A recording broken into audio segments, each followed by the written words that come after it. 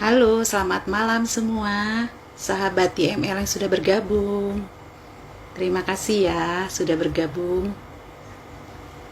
Sebentar saya ketik dulu apa yang menjadi tema kita malam hari ini untuk kita berbincang bersama melalui IG Live kita. Character and competence of a leader. Of a leader, E-nya alright.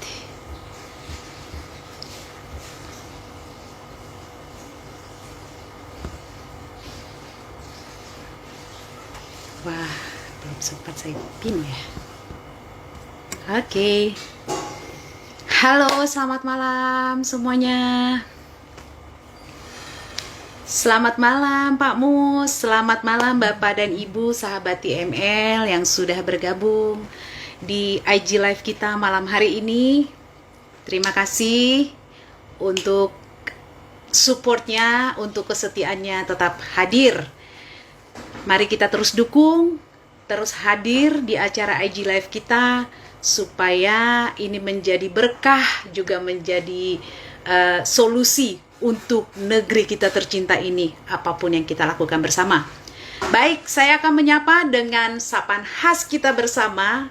Good morning, and good morning sahabat TML, Bapak dan Ibu semua yang sudah bergabung dan yang akan nantinya bergabung bersama kita di IG Live TML Community. Terima kasih sekali lagi untuk Bapak dan Ibu yang sudah bersama-sama dengan saya. Dan malam hari ini ya kita akan hadir kembali dengan sebuah topik yang super keren tentunya. Baik, tetapi sebelumnya yuk kita ketahui dulu kenapa sih TML ini harus hadir di negeri tercinta Indonesia ini. Baik Bapak dan Ibu sahabat TML semuanya, ya TML Community hadir di Indonesia adalah untuk menolong individu menemukan tujuan hidup dan potensi terbaiknya sehingga berkarya dengan penuh gairah, kemudian dilatih menjadi pemimpin terbaik di bidang masing-masing untuk menghasilkan buah termanis hingga 10 kali lebih baik demi kesejahteraan bersama atau better life for all. Baik, sekali lagi thank you so much untuk Bapak dan Ibu dan juga sahabat TML yang sudah bergabung malam hari ini. Kami juga mengucapkan selamat datang, selamat bergabung buat seluruh sahabat-sahabat TML Bapak dan Ibu yang malam hari ini saya memperhatikan dan juga saya membaca nama-nama baru yang bergabung malam hari. Tentu saya tahu kenapa Bapak dan Ibu bergabung, karena narasumber saya malam hari ini adalah narasumber yang luar biasa ya. Beliau itu ya adalah salah seorang yang menurut saya sepanjang saya mengenal beliau adalah seorang yang sangat humble dari segi kepemimpinan. Baik Bapak dan Ibu, kita malam hari ini akan membahas sebuah tema melalui Saturday Tweet TML, yaitu topik tentang karakter and competence of a leader. Ya, tentu saya tidak akan sendirian. Malam hari ini saya akan ditemani oleh yang saya sebutkan tadi, narasumber atau guest saya atau tamu saya yang spektakuler, yang tak kalah spektakulernya, yaitu Bapak Arif Hidayat. Beliau adalah Sisdiden Badilak MA di Sisdiden, Sekretaris Direktorat Jenderal Badan Peradilan Agama Mahkamah Agung Republik Indonesia. Ya, beliau juga adalah penggagas lahirnya komunitas gerakan moral non-profit Berani Keluar dari Zona Nyaman yang mempunyai visi menjadikan hidup lebih bermakna bagi semesta dengan menyertakan Allah Tuhan yang Maha Kuasa dengan misi mengimplementasikan nilai dasar selalu memberi, menerima, mengingatkan, dan menguatkan. 28 tahun lebih mengabdikan diri sebagai ASN di pengadilan agama di berbagai tempat seperti di Kalianda, Tulang Bawang, Tanjung Karang, PTA Bandar Lampung, PTA Semarang, dan PTA DKI Jakarta. Saat ini diamanahkan tugas di Direktorat Jenderal Badilak Mahkamah Agung Republik Indonesia. Nah, beliau juga sudah menuliskan 2 buku dan juga berbagai artikel yang dimuat di berbagai media sosial. Nah, siapakah beliau? Izin Bapak dan Ibu dan juga sahabat TML, saya akan mengundang beliau untuk bergabung bersama dengan Ita malam hari ini. Pak Arif Hidayat. Ya. Halo Pak Arif. Hai Bapak. Kita tunggu Pak Arif bergabung bersama dengan kita. Hai Bapak, selamat malam dan tetap semangat bisnis Bapak. Apakah suara saya terdengar dengan baik Bapak? Ya, selamat malam, semangat pagi. Good morning, good morning, good morning. Good morning, good morning. Terima kasih Pak Arif. Bapak, saya sangat terhormat ya.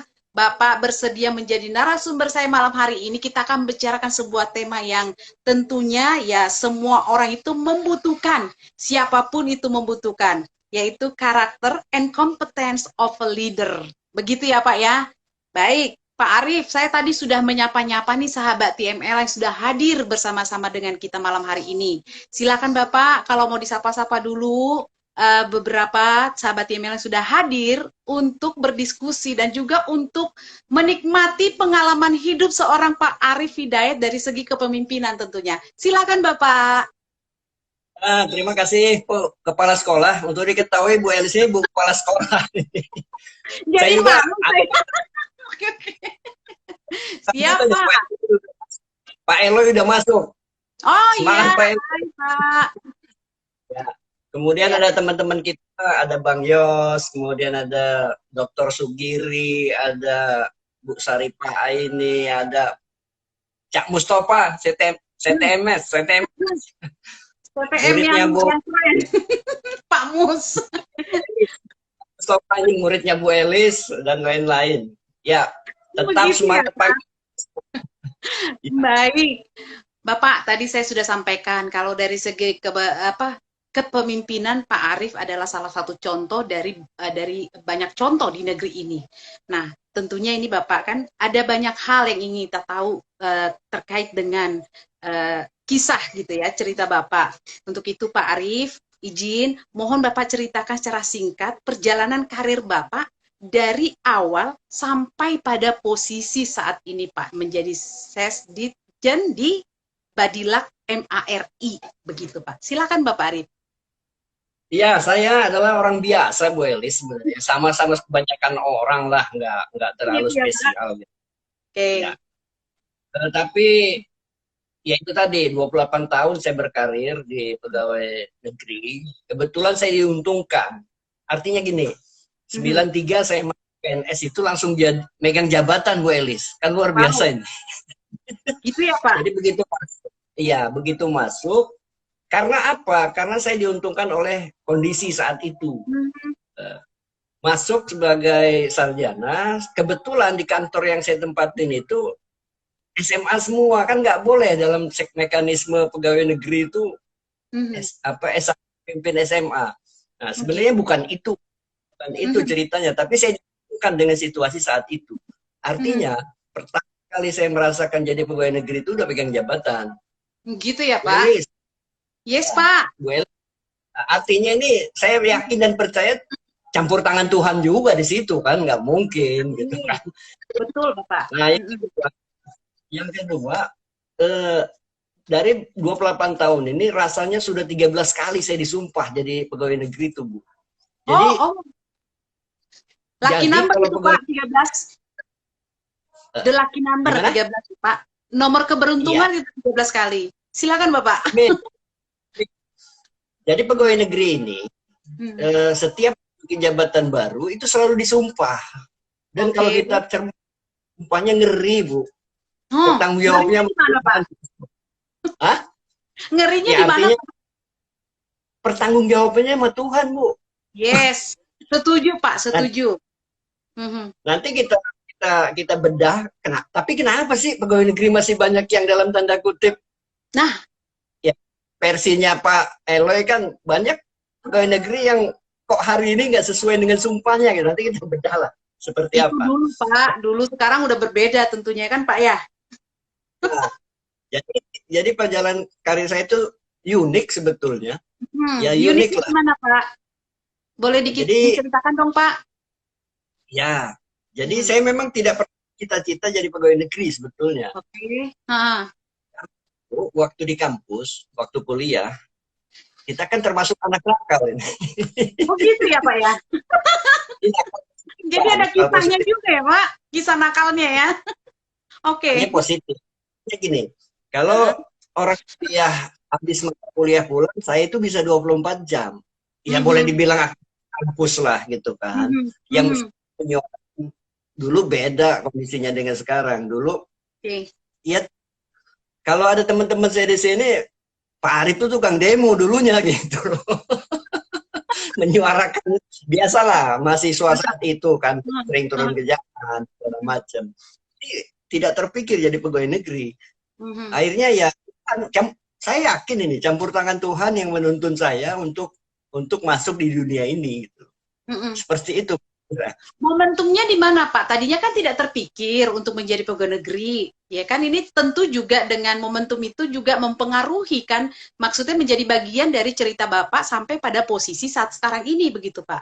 Itu momentumnya seperti apa, Pak? Sampai pada akhirnya Bapak akhirnya menyatakan, "Yes, saya menyambut ini menjadi sebuah rencana Tuhan dalam karir saya." Silakan, Pak Arif.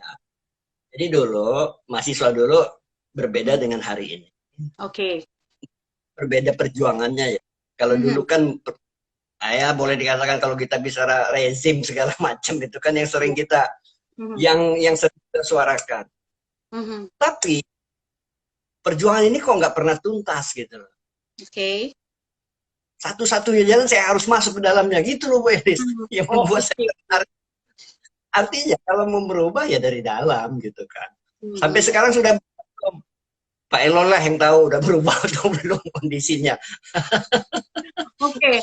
Ya, Baik, jadi seperti itu ya Pak, karena harus masuk ke dalam sehingga terjadilah perubahan. Kalau berbicara di luar bisa-bisa saja, tetapi pengaruhnya mungkin tidak sedahsyat saat ini. Untuk itu Pak, kita juga pengen tahu nih Pak, mohon Bapak ceritakan 3 kunci sukses Bapak dalam membangun karir di lembaga pemerintahan.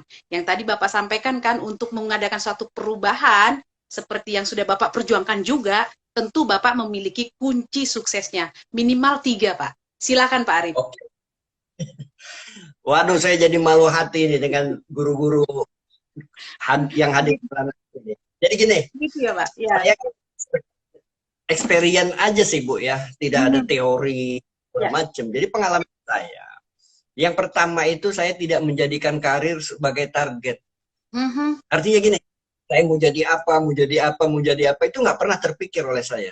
Oke. Saya hanya berbuat dan berbuat. Jadi Mhm. tidak jadi target buat saya. Adapun saya sampai seperti ini ya bonusnya gitu loh. Mhm. Oke Jadi Pak. yang pertama, tolong untuk sukses, saya Mhm. berbagi ini, jangan menjadikan karir sebagai target. Itu Mhm. penting. Karena Oke. kalau nggak kesampaian, stres kita, Bu. Gitu. Mhm. Maka saja kita berproses, kalaupun jadi seperti sekarang ini, yaitu bonusnya lah. Nah, Oke. yang kedua itu ya mau tidak mau harus bekerja keras. Oke. Melebihi dari yang kerjakan gitu loh. Mhm. Kebetulan saya nonton di IG Live ini, ikut serta, istri saya Mhm. paham betul kalau pulang kerja itu selalu telat. Jam 8, jam 9, jam 10, dan sampai sekarang gitu loh. Kenapa? Mhm. Ya, kita harus bekerja lebih dari orang yang kerjakan gitu. Kalau kita menunda kerjaan hari ini, besok udah numpuk lagi kerjaan. Jadi Ya. seperti itu. Mhm. Dan yang ketiga, Bu Elis kan minta 3 nih, kalau mau 12, habis waktu kita. Kalau 12 Yang nanti kita training Pak, training tentang leadership. Silakan Pak. yang ketiga adalah ya harus amanah dalam bahasa Mhm. agama Islam, Ya. amanah, dan ini udah diadopsi dalam bahasa nasional. Amanah ini gini, Mhm. amanah itu yang pertama jujur, Oke. artinya jujur. Ya mohon Mhm. maaf, ketika kita jadi seorang pejabat di pegawai negeri, ketika dapat fasilitas, ya manfaatkanlah fasilitas itu sebaik-baiknya, jangan dimanfaatkan untuk yang lain-lain, seperti itu, jujur. Mhm. Kemudian kalau di yang komitmen, dia harus penuhi itu. Jangan Oke. sampai dia bisa pandai bicara, tapi dia sendiri nggak melakukan, ini bahaya. Jadi Hmm. jadi tiga itu aja lah yang bisa saya sharing ke teman-teman sahabat TML. Baik, Bapak. Jadi memang jangan menjadikan apa namanya karir menjadi target karena kalau tidak kecapaian nanti menjadi stres begitu ya Pak ya. Terus kedua, bekerja keras. Memang harus bekerja lebih keras dari dibandingkan dan apa yang diminta atau diharapkan begitu ya Pak ya, supaya terjadi kesuksesan dalam kepemimpinan. Istri Kemudian saya, ya istri Pak? saya nambahin, istri Oh, saya nambahin di oh boleh. kolom chat bekerja dengan hati katanya. Oh, bekerja dengan hati yang amanah tadi, Pak. Bagian dari amanah ya. Jadi amanah, jujur, komitmen, integritas, dan bekerja dengan hati tentunya. Tetapi juga karena ada istri yang mendukung juga ya, Pak ya, tentunya ya, Pak ya. Selamat buat Ibu gitu ya. Baik, Bapak, kalau tadi sudah menceritakan tentang 3 kunci sukses Bapak menjadi apa namanya membangun karir dalam lembaga pemerintahan dan melakukan perubahan-perubahan positif di dalam lembaga pemerintahan di mana Tuhan menempatkan Bapak saat ini. Nah, Bapak kita juga pengen tahu nih, kita kan ini mau mendengarkan pengalaman kepemimpinan yang Bapak jalankan sampai saat ini. Mohon dong Pak diceritakan secara singkat tentang sistem atau dan program pengembangan yang telah atau sedang Bapak lakukan di Mahkamah Agung Republik Indonesia atau di Badilak secara khususnya. Silakan Bapak. Wah berat ini, saya mewakili lembaga akhirnya. Baik, Pengalaman Pak, ya silakan. jadi Mahkamah Agung hari ini itu sudah luar biasa dalam aspek pelayanan. Karena Mahkamah Agung merupakan instansi pelayanan publik, Bu. Ya. Karena yang dilayani adalah masyarakat pencari keadilan. Jadi semakin hari Mahkamah Agung semakin memudahkan masyarakat untuk berurusan di pengadilan. Jadi image-image negatif Mahkamah Agung, image-image negatif dunia peradilan, ini coba antisipasi terus. Contoh, terjadi manipulatif, terjadi pungli ketika orang, soalnya begini, dalam perkara perdata di pengadilan, itu yang mengajukan harus bayar sejumlah tertentu uang yang sudah ditentukan. Oke. Bayar, datang ke kantor bayar. Gimana untuk antisipasi supaya tidak terjadi hal yang diinginkan? Bayar perkara pengadilan hari ini sudah lewat bank gitu loh. Nah, jadi ini Mahkamah Agung hari ini. Kemudian ketidaktahuan masyarakat di bidang hukum dalam tanda kutip ini menyulitkan masyarakat untuk mendaftarkan perkaranya di pengadilan. Kenapa? Format surat gugatannya memang harus sesuai, Bu. Nah, sehingga apa? Masyarakat yang tidak tahu hukum, ketika dia membayar lawyer berbiaya tinggi tidak mampu, maka kita siapkan semacam template untuk membuat gugatan sendiri, dia sendiri yang membuat. Gitu. Kita siapkan sarana. Kesimpulannya adalah bahwa pengembangan yang dilakukan oleh Mahkamah Agung, terutama di Badilak di tempat saya kerja, hari ini masyarakat pulang mudah-mudahan tidak ngeluh lagi dengan pelayanan yang kami berikan. Contoh, yang sedang kita lakukan adalah, dulu Pak Eloy bincang dengan saya kasus Soreang misalnya. Soreang itu kan antrinya mengular sampai jalan hampir sekitar. Itu gimana caranya? Sudah kita antisipasi. Bu Elis kalau hari ini berperkara di pengadilan, itu bisa inden mau sidang jam berapa? Coba bayangkan. Oh ya, wow. Oke. Kenapa? Kalau orang datang dalam waktu yang bersamaan, ribuan orang di satu kantor, apalagi di saat pandemi gini, luar biasa, nggak bisa kita bayangkan. Oleh karenanya, sebagai antisipasi kita lakukan, seperti orang bisa menentukan pilihan sidangnya. Kalau sidang di pagi hari sudah penuh, kita cut dari kantor, dia akan milih sidang siang. Jadi ini meminimalisir penumpukan di pengadilan. Jadi upaya-upaya ke arah pelayanan yang lebih baik, ini kita lakukan. Kata kuncinya apa? Harus berani keluar dari zona nyaman, Bu. Itu ya, Pak. Salam integritas ya, Pak ya. Salam integritas. Nah, itu sebagai Bapak penggagas dan foundernya itu memang itu salah satu juga yang Bapak suarakan saat ini, khususnya di Badilak ya, Pak ya. Apa tantangan apakah ada tantangan yang Bapak hadapi ketika menyuarakan program tersebut, Bapak? Silakan, Pak. Ya pastilah, kalau tantangan itu pastilah. Ya. Tapi kalau kita selalu tersandung dengan orang sukses itu nggak pernah nggak menghadapi tantangan menurut saya. Setuju, Kenapa Pak? saya ini harus berani keluar dari zona nyaman? Mhm. Ya memang ketika kita sudah nyaman, begini kan enak, penghasilan saya besar tidak ngapa-ngapain, tapi kita ingin berbuat lebih gitu loh. Tantangan pasti ada. Bagaimana cara ngatasi? Ya terus kita kampanyekan untuk perubahan. Bahkan di pengadilan agama khususnya di Indonesia, saya punya satuan kerja itu 441 pengadilan agama seluruh Indonesia. Oke. Jadi sering saya katakan begini, coba kalau orang keluar dari pengadilan itu diminta statementnya tentang pelayanan, kasih kertas lembar. Apakah Anda saran untuk kami untuk meningkatkan pelayanan? Dia akan tulis di situ. Misalnya, waduh, air minumnya lalu habis. Nah, ini kan feedback buat kita. Jadi upaya-upaya itu kita lakukan terus. Jadi dari servisnya yang pertama sekali ya Pak, karena memang ini isu yang paling sering dikeluhkan oleh masyarakat, apalagi kan memang tidak mudah memang untuk membuat sebuah perubahan. Tetapi terima kasih loh Pak, karena memang apa yang sudah Bapak kisahkan ini juga membuat kepercayaan masyarakat kembali lagi nih. Nah, bicara tentang hal tersebut kan Pak ya, berarti ya, kepemimpinan itu karena bicara tentang influence ya Pak ya, apa namanya mempengaruhi begitu, mempengaruhi. Nah tentu, kenapa tadi saya bertanya, apa tantangan yang Bapak hadapi? Sebagai seorang pemimpin Pak, as a leader begitu ya, bagaimana sih Bapak mempengaruhi, ya katakanlah maaf, izin kalau saya sampaikan, untuk membangun, untuk apa namanya, mengubah sebuah budaya yang mungkin ke arah yang lebih baik. Yang tadinya kan tentu, kenapa berani keluar dari zona nyaman? Nah, orang sudah lama nih berada di zona nyaman, tentu tidak mudah begitu. Nah, dibutuhkan adalah pemimpin yang bisa mempengaruhi, memberikan influence yang positif, bisa membuat orang percaya. Apa yang Bapak lakukan, Pak? Ya, yang pertama yang saya lakukan, saya coba perbaiki ke dalam diri saya dulu. Saya tidak, itu penting. Kenapa? Ketika kita ngomong idealisme, ketika itu kita lakukan, orang di belakang kita akan mencomot. Bapak kan begitu juga katanya. Nah ini bahaya. Oleh karenanya kita harus melakukan dari kita dulu. Upaya yang kedua yang saya lakukan untuk mempengaruhi teman-teman di arah kebaikan, jadi saya menebar virus kebaikan.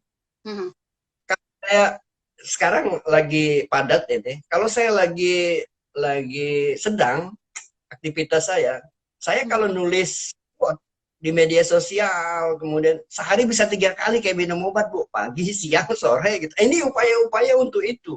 Kemudian saya juga beberapa artikel tentang, kemarin terakhir saya nulis artikel tentang belajar berbuat baik misalnya. Jadi teknik dasar jadi harus terus dikembangkan. Dan yang seterusnya saya sering ke seluruh Indonesia, Bu. Di Gorontalo, Palu, di Makassar, ini suara-suara yang kita suarakan. Gitu. Jadi seperti itu. Alhamdulillah, komunitas berani keluar dari zona nyaman ini adalah duta-duta kebaikan. Anggota saya 1.500, Bu, seluruh Indonesia. Termasuk Pak Mus di dalamnya ya, Pak?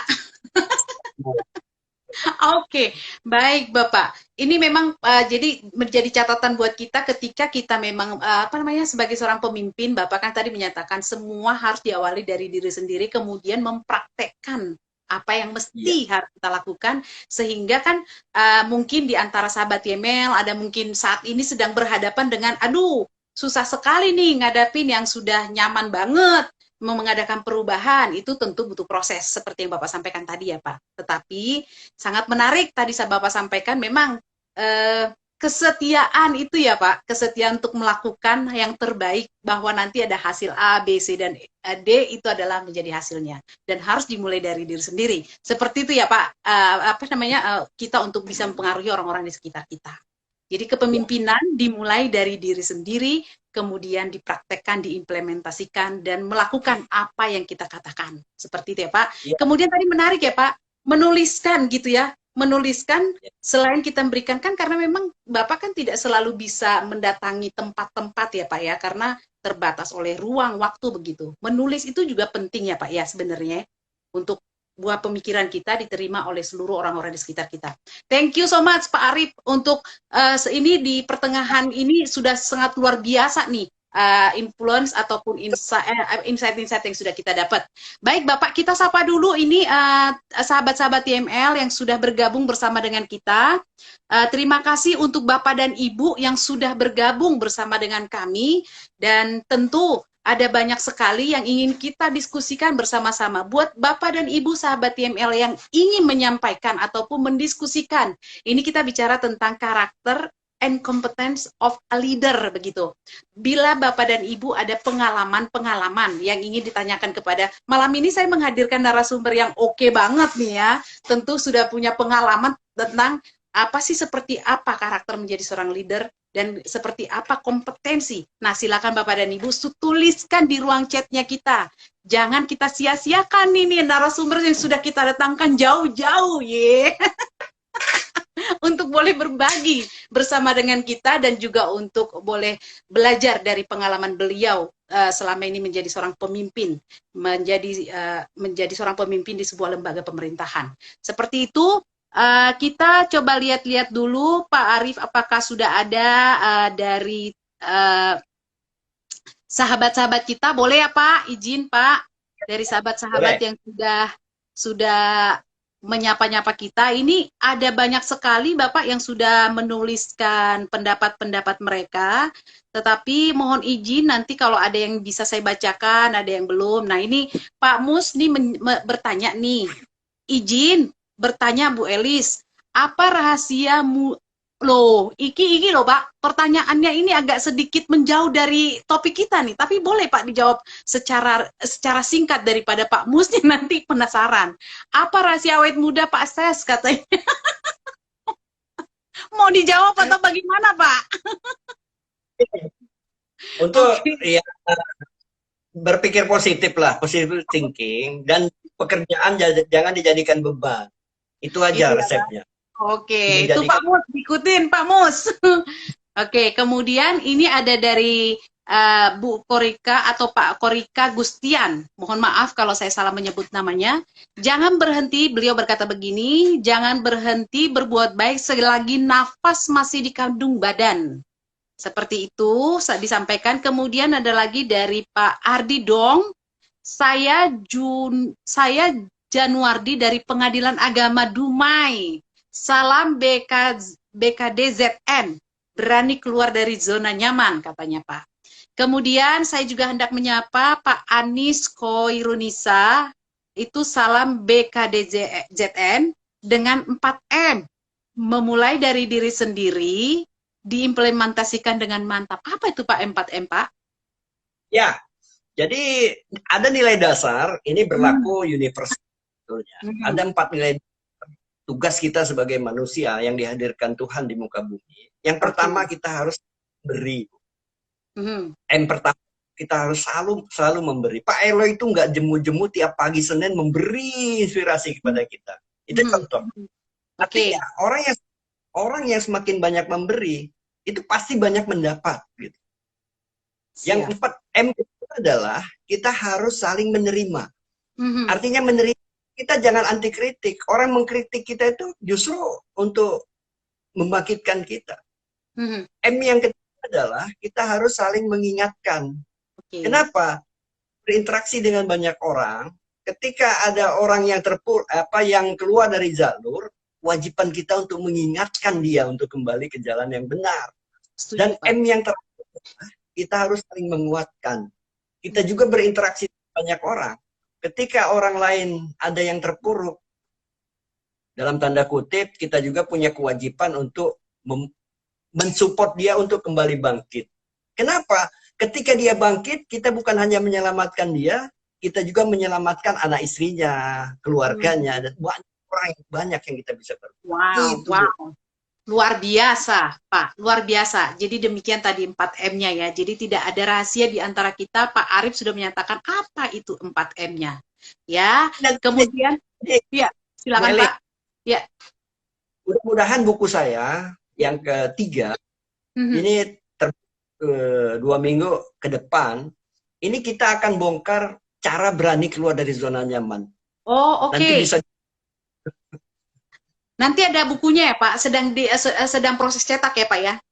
Sedang proses cetak ya. Nanti bisa jadi sahabat email kalau nanti bukunya sudah keluar nanti akan kita Pak Arif boleh dihubungi Pak Arif minta bukunya Ya, atau beli bukunya di mana tersedia seperti itu ya. Baik, kita akan belajar dari pengalaman Pak Arif tentang berani keluar dari zona nyaman. Kemudian boleh ya Pak saya sapa lagi dari Ibu Martini Sugio. Beliau, Bismillah, hasil tidak pernah mengkhianati proses, semangat Pak Ses katanya. Salam BKDZN. Kemudian ada dari Pak Rendra Widyakso, saya dulu dipesankan bahwa menjadi pemimpin jangan menjadi pemimpin yang sektoral. Jadi batasan turun ke bawah sebagai oh maaf nih ternyata bertanya pemimpin yang sektoral. Jadi batasan turun ke bawah sebagai apa ya Pak Ses katanya. Beliau bertanya seperti itu. Jadi jangan pimpin sektoral tapi turun ke bawah. Batasannya seperti apa katanya Pak? Monggo Pak. ya baik. Saya sering menyuarakan juga begini, jangan Hmm. jadi pimpinan kerjaan. Ya. Jangan selalu pemimpin itu selalu di balik meja. Hmm. Usahakan pemimpin itu tiap hari keliling. Kita tidak tahu yang terjadi di kantor itu seperti apa. Ya. Oleh karena jadi pemimpin sektoral itu jangan jangan sempitlah pikiran. Hmm. Kita juga sering keliling keluar kantor, kita lihat keluhan masyarakat itu apa, kemudian aspirasi, Hmm. sapa anak apa teman-teman segala macam. Jadi seperti itu. Itulah Hmm. pemimpin, ya itulah karakter pemimpin, kompetensinya di situ. Baik, Bapak. Jadi seperti itulah karakter pemimpin. Jangan selalu di belakang meja. Pemimpin itu juga harus turun ke bawah. Batasan seperti apa? Menyapa, menyatakan kehadiran lah, baik itu secara fisik juga ya Pak. Ya, seperti itu maksudnya Pak. Jangan sampai begini. Hei Ya. teman-teman kita lembur ya, begitu anak buahnya lembur, pimpinannya kabur. Itu sudah itu. Oke, baik, baik. Baik, Bapak sebetulnya banyak sekali nih komentar-komentar yang sudah masuk atau pertanyaan-pernyataan yang sudah masuk, tetapi saya ingin bertanya lagi nih Bapak, kita kembali ke topik kita, karakter and competence of a leader. Bapak, apakah kalau saya bertanya nih ke Pak Arif nih, apakah Bapak bersedia atau bisa kami sebutkan sebagai pencinta konsep TML, Theocentric Motivation Leadership, Pak? 1000% tuh. 1000%. Asli. Oke, baik. Bapak, kalau memang 1000% Pak, kita mohon dong Pak diceritakan 3 hal mendasar yang membuat Bapak setuju dengan konsep Theocentric Motivation and Leadership ini Pak. Apa Pak Arif? Ya. Saya dipertemukan dengan pemikiran Pak Elo ini juga campur tangan Tuhan menurut saya. Mhm. Kenapa? Ketika saya pindah ke Jakarta tugas, dari rumah ke kantor itu kan memakan waktu 40 menit lah. Ya. Jadi setiap pagi saya setel radio, loh kok menarik orang ini bicara. Loh semakin menarik gitu loh. Nah Aha. jadi gini, nah di situ ada kesamaan saya dengan TML, dengan konsep teosentriknya Pak Eloy. Jadi gini, Mhm. yang pertama, kenapa saya tertarik dengan Ya. konsepnya teocentric motivation? Yang pertama, selalu menempatkan Tuhan sebagai pusat segalanya. Kita Mhm. ini nggak ada apa-apa. Kita bisa senyum, bisa bagian. Itu adalah hendak campur tangan Tuhan. Saya selalu mengatakan, Mhm. harus ada campur tangan Tuhan. Yang kedua, di konsepnya teosentrik, ini sebenarnya mengarahkan kita untuk menemukan tujuan hidup. Kenapa orang nggak pernah survive? Karena memang nggak pernah tahu tujuan hidupnya. Tujuan hidupnya Mhm. mau ngapain? Gitu. Ya.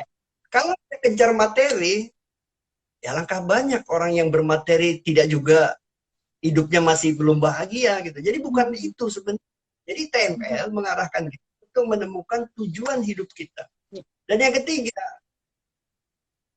ya kalau saya kan sebenarnya saya ini harusnya jadi muridnya Bu Elis sebetulnya.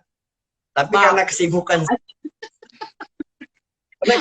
saya Hmm. nggak mungkin saya ikut Mhm. pelatihan ketika saya tidak aktif. Maka saya rekomendasi Pak Mus untuk masuk gitu. Mhm. Nah, Mhm. ini penting ketiga ini. Yang ketiga ini adalah untuk menuntun kita menemukan potensi kita. Nah, Mhm. kita kan nggak tahu kita punya potensi apa. Makanya orang yang berani keluar dari zona nyaman itu adalah orang-orang yang mengeksplor potensinya di luar yang ada sekarang gitu. Mhm. Mhm. Dan yang bahwa pastilah kalau sudah memahami dengan baik konsepnya TML, saya sudah baca bukunya Pak Eloy yang terakhir, sudah selesai baca, ternyata iya ya, kita harus dalam setiap aktivitas apapun kita selalu harus menyertakan Tuhan di situ. Jadi kita menghilangkan kesombongan kita sebagai manusia. Gitu Bu Elis. Wow, Pak, thank you. Benar sekali Pak. Jadi memang yang membuat Bapak setuju dan memang apa namanya hal yang mendasar yang menurut Bapak setuju dengan konsep TML itu karena TML itu mengedepankan, mengutamakan Tuhan di atas segalanya. Itu yang tadi saya catat ya Pak ya. Terus juga membantu untuk menemukan tujuan hidup karena orang tanpa tujuan itu kalau Pak Ele kan sering juga bilang bolpen aja ada tujuannya, ini ada tujuannya kursi di tempat kita atau apapun di ruangan yang kita tempati itu semua ada bagaimana kita manusia seperti itu ya Pak. Kemudian juga untuk mengarahkan kita menemukan potensi hidup, potensi diri kita seperti itu ya Pak. Yang menjadi konsep yang membuat Bapak setuju dengan TML Community seperti itu. Nah, Pak, kalau kita bicara tentang konsep TML Community ini, menurut Bapak ini konsep TML Community ini bisa berperan dan serta berkontribusi nyata untuk membangun kepemimpinan bagi sumber daya manusia atau generasi Indonesia ini seperti apa sih Pak? Kira-kira ini bisa masuk merasupi gitu loh untuk boleh mempersiapkan SDM Indonesia ke depan. Silakan Pak Arif. Yang pertama, duta-dutanya jangan pernah lelah untuk berkampanye kebaikan. Ya. Jadi duta-dutanya kan para CTM yang sudah Bu Elis didik kan, itu jangan pernah lelah untuk terus mengkampanykan ini. Yang kedua, saya kok berpikir gini Pak Eloy, ya saya berkomunikasi dengan Pak Eloy secara pasif lah. Saya pikir begini Pak, gagasan ini kalau nggak disuarakan lebih masif, saya optimis bisa kok masuk kurikulum sekolah gitu loh. Yakin bisa. Yakinkan itu Pak Eloy. Teman Pak Eloy, Pak Nadiem Makarim, yakinkan ini bisa masuk dalam kurikulum ini. Kurikulum sekolah. Nah yang ketiga adalah, ya barangkali perbanyak lagi para CTM sebagai duta-duta kebaikan, sehingga ini bisa membumi lah di bumi Indonesia. Saya pikir itu Bu Elis. Oke, Pak, ya. Kalau yang tadi kan kita aminkan ya Pak, itu semua adalah doa gitu ya, bahwa TML ini memang, apalagi tadi yang kedua, bisa masuk menjadi kurikulum dalam sekolah. Itu kita doakan terus, dan kita memang bekerja terus, dan memang betul duta itu nggak boleh merasa lelah. Bahwa tantangan di hadapan memang banyak sekali yang kita hadapi, bahwa seperti yang Bapak bilang tadi, bahwa merubah titik zona nyaman pun sudah kenyamanan menjadi mengubahnya itu untuk berani keluar itu butuh proses, apalagi ini adalah proses yang panjang yang untuk mengenalkan ini ke bangsa ini. Nah, yang tadi ketiga, izin Pak, saya miss tadi. Ya yang ketiga, perbanyak duta-dutanya, PM-nya diperbanyak. Perbanyak duta-duta, tetapi ada tadi Bapak sampaikan kata-kata adalah membuat itu menjadi membumi. Boleh Pak disampaikan ke kita, gimana sih kira-kira Pak maksudnya saran Bapak untuk bisa membuat ini membumi untuk kita semua, nanti supaya bisa nanti duta-duta ini pun bisa mengimplementasikan dengan baik, sehingga seperti Bapak doakan tadi, ini bisa masuk menjadi kurikulum. Silakan Pak. Jadi yang saya maksud membumikan konsep-konsep TML, katakanlah dalam kurikulum sekolah, ini akan mempercepat proses pembumian konsep-konsep pemikirannya TML. Kemudian para duta ini kan bekerja di lapangan gitu. Para duta-duta, kalau sekarang kan berapa ya, 21 ditambah nggak sampai 50 belum ada, saya pikir. Ini Indonesia ini luas. Jadi kalau ini mau berkembang dengan baik pemikiran ini, duta-dutanya semakin diperbanyak, kampanyekan secara masif konsep ini, seluruh Indonesia merasakan, saya pikir akan lebih cepat lah membumikan konsep inilah.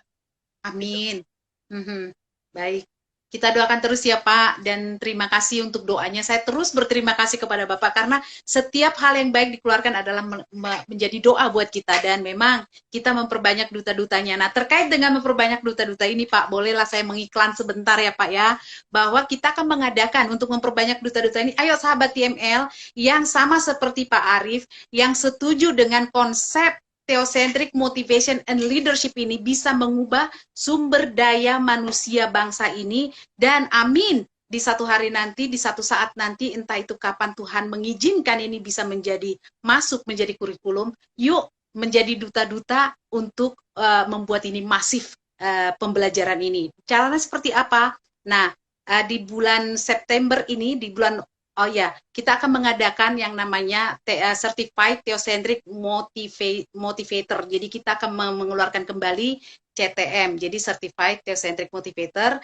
Nah, gimana caranya, seperti apa caranya? Silahkan menghubungi tim kami di 0813 983 98127. Bergabung bersama dengan kami. Nah, akan seperti apa nanti lebih detail tentang Certified Theocentric Motivator yang akan dilaksanakan di tahun ini di batch yang keempat, gitu ya, di batch yang keempat ini di tahun 2021. Silakan menghubungi 0813 983 98127. Kemudian boleh ya Pak, satu lagi saya mau menyampaikan bahwa nanti juga kita sedang untuk boleh mengajak sahabat-sahabat TML yang bergabung malam hari ini, bagi teman-teman atau sahabat Bapak dan Ibu yang ingin bergabung di kelas malam. Jadi ini juga pembelajaran-pembelajaran ini akan dikonsepkan di dalam kelas malam. Mau bergabung bersama dengan kita nanti bersama dengan Pak Eloy Zaluhu dan juga para sahabat TML dan juga para setemers nanti akan ada di sana.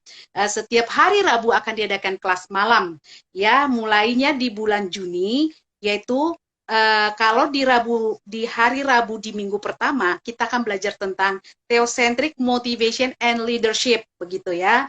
Jadi di hari Rabu yang minggu kedua belajar tentang Theocentric Family and Parenting. Di minggu yang ketiga hari Rabunya kita akan belajar tentang Theocentric Financial Freedom dan juga Sales Warrior Indonesia. Di minggu yang keempat kita akan belajar tentang Theocentric and Transformational Leadership, Leading the Team for the Supervisor and Managers. Begitu. Jadi kelas malam ini konsepnya itu adalah apa sih? Jadi transfer semampu Anda, begitu ya. Jadi ini adalah salah satu sumbangsih kami sebagai duta-duta dari Theocentric Motivation and Leadership ini untuk boleh mengubah bangsa ini. Jadi kita mulai dari hal-hal yang lebih bisa dijangkau dulu, Pak. Jadi setiap hari Rabu mulai bulan Juli, maaf, akan kami lakukan. Bapak Eloy bersama dengan si Timers akan membagikan pembelajaran ini. Ya, silahkan transfer semampu Anda, TSA, begitu. Bagaimana caranya? Lagi-lagi saya kasih nomor teleponnya, silakan menghubungi kami di 0813 983 98127, begitu Pak Arief. Jadi ini adalah salah satu juga untuk bisa memasifkan pembelajaran ini masuk ke seluruh golongan masyarakat Indonesia. Jadi kita doakan terus Pak, terima kasih. Dan Amin. Nanti ini bisa jadi kurikulum. Oke Pak, topik kita malam hari ini kan tentang karakter and competence of a leader, begitu. Nah, pengen dengar juga nih, menurut Bapak itu apa sih, ya minimal 3 atau maksimal berapa yang ingin Bapak sampaikan karakter yang harus dimiliki seorang leader, dan apa 3 kompetensi yang harus dimiliki oleh seorang leader? Silakan Pak Arief. Baik, lagi-lagi, ini berdasarkan pengalaman saya. Ya. Jadi untuk semua sebetulnya. Jadi sangat universal. Jadi karakter pemimpin sejati itu adalah yang pertama, dia harus mempunyai kecerdasan intelektual. Kemudian dia harus mempunyai kecerdasan emosional dan kecerdasan spiritual. Jadi gini, apa dia harus mempunyai kecerdasan intelektual? Iyalah, seorang pemimpin kalau dia nggak ngerti apa-apa juga dibully sama anak buahnya nanti, gitu loh. Bisa mempunyai kecerdasan emosional sehingga emosinya tidak meledak-ledak, emosi dia tidak meledak-ledak. Orang bawahan kalau dimarahin di muka umum, ya, itu sakit sini loh. Gitu. Bahkan Betul. doanya jelek untuk pemimpin. Mudah-mudahan Bapak sakit. Kalau sekantor mendoakan sakit, sakit beneran kita. Gitu. Gitu ya Juga Pak. harus Hmm. kejenuhan emosi juga harus benar-benar dikuasai. Dan yang terakhir adalah kecerdasan spiritual. Konsep TML itu kita harus punya kecerdasan spiritual sehingga ya apapun kita berbuat sesuai kehendak yang dimaui Tuhan, ya hasilnya kita serahkan sama Tuhan. Ya Tuhan, ya Allah, kami sudah berbuat, kami serahkan semuanya kepada Engkau. Gitu. Ya, kemudian yang pertama tadi, seorang pemimpin sejati harus memiliki kecerdasan intelektual, kecerdasan emosional, dan spiritual. Yang kedua, seorang pemimpin harus bertanggung jawab. Kenapa? Banyak pemimpin yang lempar tanggung jawab. Ketika ada kesalahan, itu yang salah itu justru anak buahnya yang disalah-salahin. Saya, pengalaman saya memimpin, saya tidak pernah menyalahkan anak buah. Kalau anak buah salah, yang salah tidak. Kenapa? Manajer tuh kita gitu loh. Jadi anak buah itu bisa bekerja baik, ya kan kita yang mengarahkan. Jadi karakter pemimpin sejati itu harus benar-benar bertanggung jawab. Ambil alih kesalahan tanggung jawab anak buah. Gitu ya. Jadi kesalahan anak buah itu ambil alih oleh pemimpin. Itu yang benar. Dan yang ketiga, seorang pemimpin harus menjadi problem solver. Jangan jadi troublemaker di kantor. Jadi dia bisa ngasih solusi. Jadi nggak ada tuh persoalan yang berat kok gitu. Dia mampu dia menyemangati. Gitu Bu Elis. Saya mohon maaf ini, mohon izin Pak Elo. Jadi seperti ngajarin. Makasih. Nggak apa-apa Pak, ini kan memang berdasarkan pengalaman yang Bapak sudah jalankan selama ini. Berarti seorang pemimpin itu karakter dan kompetensi itu penting ya Pak untuk seorang pemimpin. Dan tadi untuk karakternya itu, untuk apa namanya kompetensinya itu adalah dia harus punya kecerdasan gitu ya Pak ya. Kecerdasan secara intelektual, emosional, spiritual, begitu ya Pak. Dan kemudian untuk kompetensinya tadi harus bertanggung jawab begitu. Jadi pemimpin itu kalau tidak ada tanggung jawabnya, ya bagaimana begitu ya Pak? Tadi menarik sekali Pak. Kalau seandainya kata kita tidak memiliki kecerdasan emosional, ya tentu memang ya itu tadi yang Bapak sampaikan. Akan ada hal-hal yang yang menjadi satu kantor mendoakan.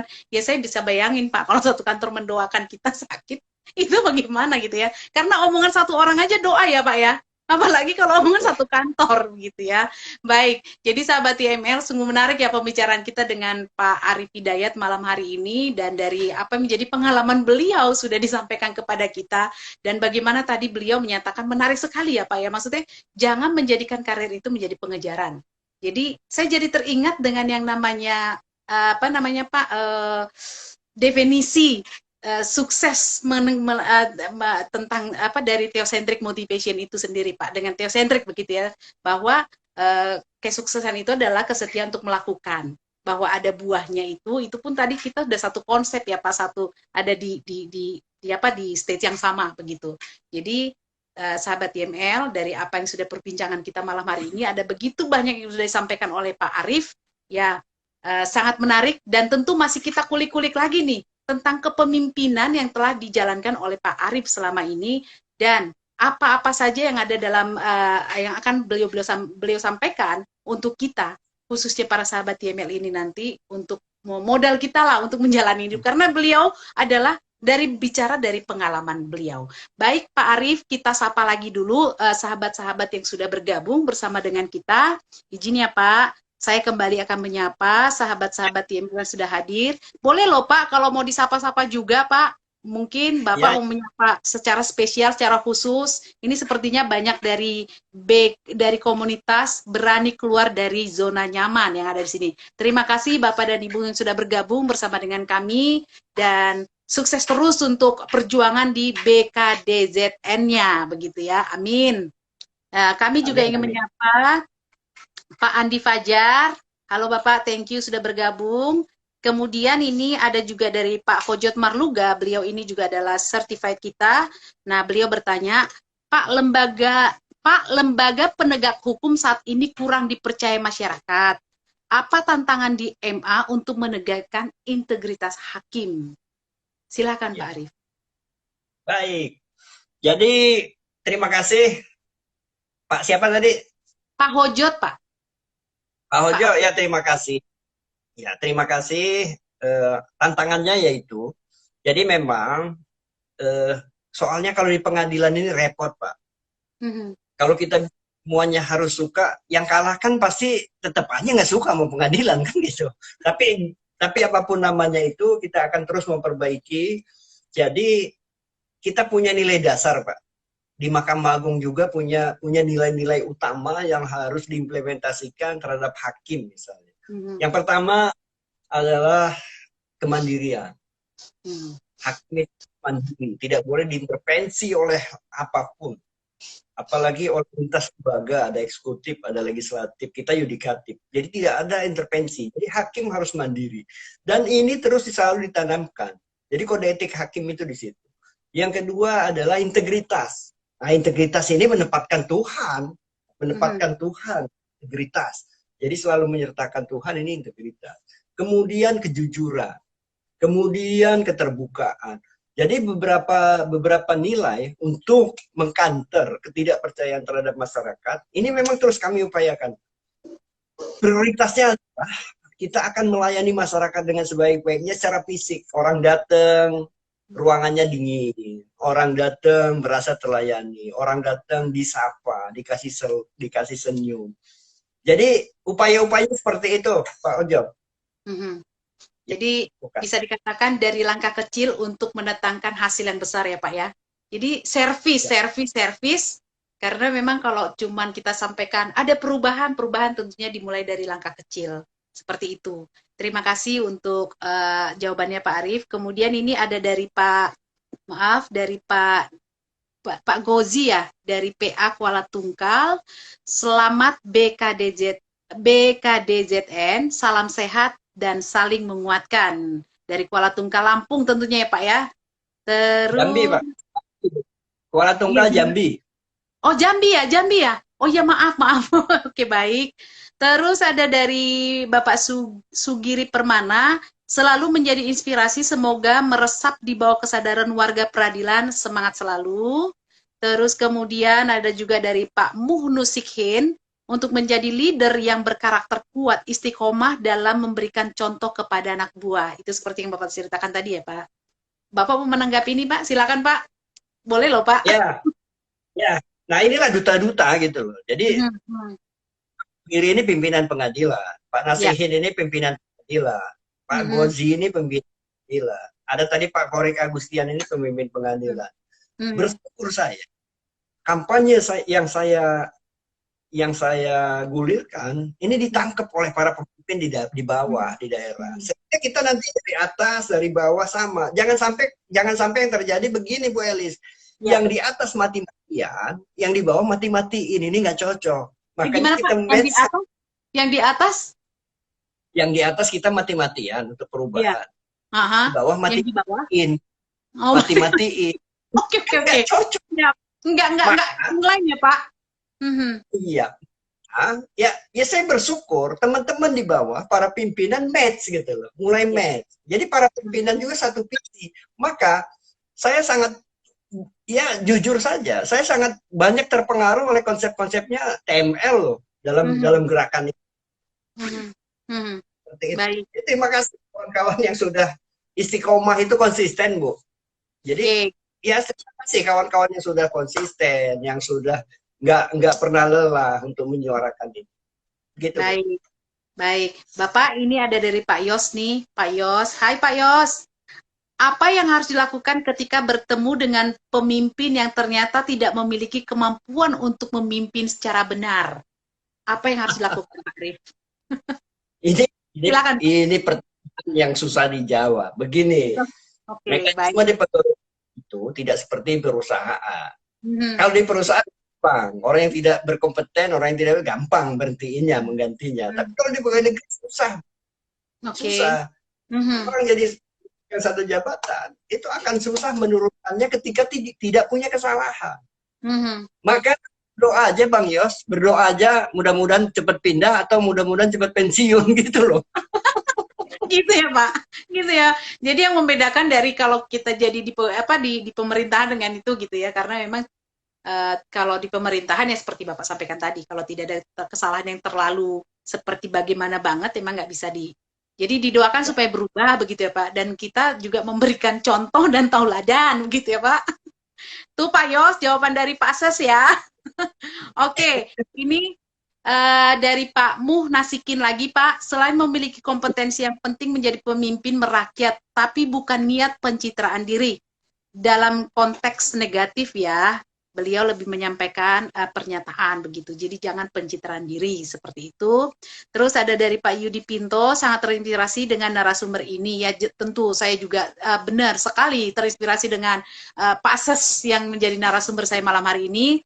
Terus Pak Eloy juga ada, hai Pak Eloy, saya menyimak Pak Ses, terima kasih kata beliau. Terus disambung lagi oleh Pak Eloy, Cetemer sebagai duta kebaikan, alhamdulillah, terima kasih Pak Ses gitu. Terus kemudian ada lagi termasuk, nah ini juga Pak Eloy juga menanggapi TML masuk kurikulum sekolah juga kita doakan, terima kasih Pak Ses, kita doakan terus Pak. Nanti kita doakan terus Pak, kita juga mengharapkan TML ini bisa masuk menjadi kurikulum di sekolah karena kita meyakini memang Indonesia membutuhkan SDM Indonesia, kita mulai dari yang apa namanya Pak, dari sedini mungkin Pak, begitu. Setuju ya Pak? Setuju, sangat setuju. Oke. Ini ada dari Ibu Mrs. Hikmah. Izin gabung, mantap Pak Ses, maaf telat lagi jawab pop quiz. Salam sehat Pak Ses, salam dari Ibu. Ya, saya salam kenal Ibu. Baik, kemudian ada beberapa banyak lagi yang ingin kami sapa-sapa dan terima kasih untuk sudah bergabung bersama dengan kita. Baik, Pak Ses, saya jawabnya karena semua dengan Pak Ses. Pak Arief, boleh dong di 3 menit terakhir ini Bapak menyampaikan apa sih yang akan menjadi takeaways dari para sahabat TML malam hari ini dari yang kita bicarakan tentang karakter and competence of a leader untuk mereka bawa pulang, untuk mereka nanti renungkan dan kemudian terapkan di dalam pekerjaan sehari-hari. Silakan Bapak. Baik, terima kasih sahabat-sahabat TML yang gabung malam ini. Jadi gini, Bapak, teman-teman sekalian, mudah-mudahan ini bisa diimplementasikan. Jadi ada beberapa hal yang harus dihindari kita sebagai leader, sebagai pemimpin. Maknai pemimpin itu adalah di semua lini. Apapun jabatan Anda hari ini, apapun profesi Anda hari ini, itu adalah pemimpin. Minimal memimpin diri sendiri, Bu Elis. Itu loh maksud saya.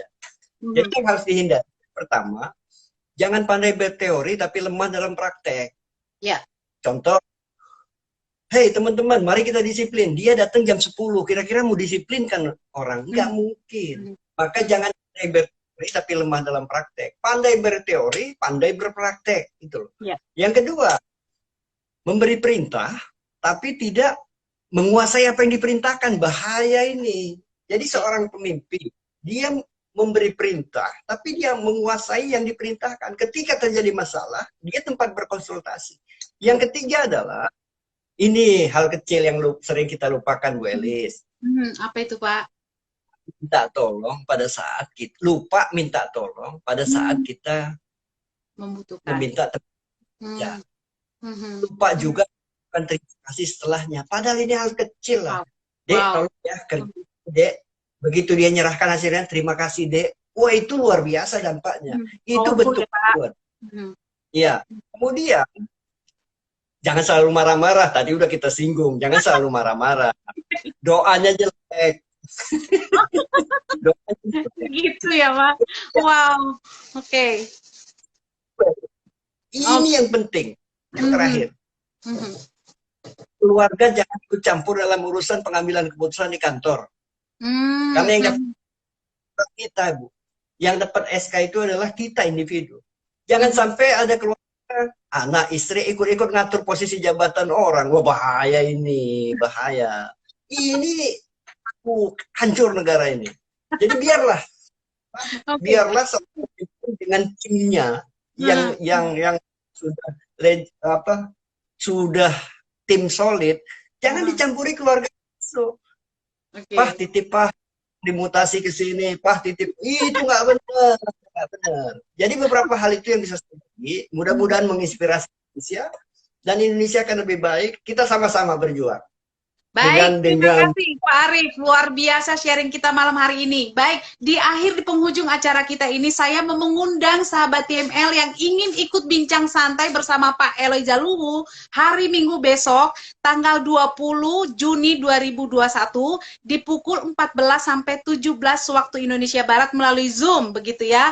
Bagi sahabat-sahabat TML yang hadir malam hari ini, yang ingin bergabung, berbincang santai dengan Pak Eloy Jaluhu, akan dilaksanakan pada hari Minggu besok. Nah, bagaimana caranya? Silakan mengontak nomor kami yang tadi juga di 0813 983 98127. Sekali lagi, 0813 983 98127. Nah, kalau tertarik ingin bergabung menjadi Certified Theocentric Motivators, nanti di bincang santai, semua nanti akan boleh ditanyakan. Apa-apa saja, seperti apa, ingin menjadi seorang trainer profesional atau seperti apa, nanti boleh ditanyakan di bincang santai bersama Pak Eloy Jaluhu di hari Minggu nanti. Seperti itu, terima kasih sekali lagi Pak Ses, Pak Arief yang baik hatinya, dan kita doakan terus Bapak bisa menginspirasi Indonesia dan juga bisa memberikan pengaruh yang positif luar biasa, sehingga Badilak di bawah kepemimpinan Bapak dan juga pemimpin yang lainnya semakin bisa memberikan servis terbaik untuk bangsa ini. Terima kasih juga untuk berani keluar dari zona nyaman. Kita doakan komunitas ini juga bisa bergerak masif, membuat perubahan yang nyata di Mahkamah Agung khususnya di Badilang. Sekali lagi thank you Pak, sehat-sehat terus, dan terima kasih juga untuk seluruh sahabat TML yang sudah bergabung, dan jangan lupa untuk bergabung kembali bersama dengan kami di Sabtu depan di IG Live TML Community. Saya Elis Manalu dan juga dengan narasumber saya yang super luar biasa, yang selalu humble, Bapak Arief Hidayat, undur diri. Sampai ketemu minggu depan. Bye. Thank you Pak. Thank you Pak Arief. Thank you Pak dan Ibu. Ukir jejakmu.